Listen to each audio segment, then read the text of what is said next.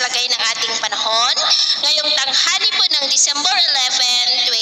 2024. Sa ngayon po ay patuloy pa rin ang pag-ira ng hanging amihan dito sa Luzon, lalo na po dito sa Northern Luzon na nagdudulot po ng malamig-lamig na panahon, habang ang shear line ay nagdudulot naman ng cloudy skies with isolated rain sa may Southern Luzon, at meron pong nabubuo na intertropical convergence zone na nag-i-extend sa Mindanao na magdudulot ng cloudy skies with isolated light to heavy rain sa Mindanao, lalo na po sa mga susunod pa na oras. At sa atin pong long range forecast, wala naman pong bagyo na nakikita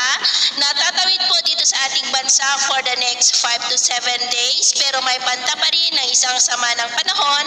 na maaring mabuo sa silangan po ng ating bansa bago magpasko, at ang development yan ating babantayan kung matutuloy po o hindi. At sa lagay ng ating panahon,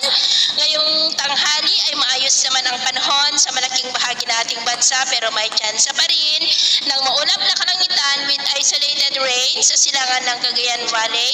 lalo na po sa mga lugar na nakaharap sa Pacific Ocean, maging sa ilang bahagi ng Calabarzon, Bicol Region, Calapan, Palawan, Samar, Leyte, Bohol, Southern Cebu, Sulu Archipelago, Zamboanga Peninsula, Northern Mindanao, Caraga, at ilang bahagi ng Davao Region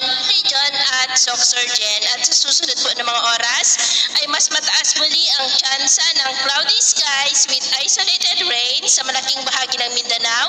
Southern Samar, Leyte, Bohol, Sulu Archipelago, ilang bahagi ng Southern Luzon at Northern Luzon, kaya mag-ingat pa rin tayo sa mga banta pa rin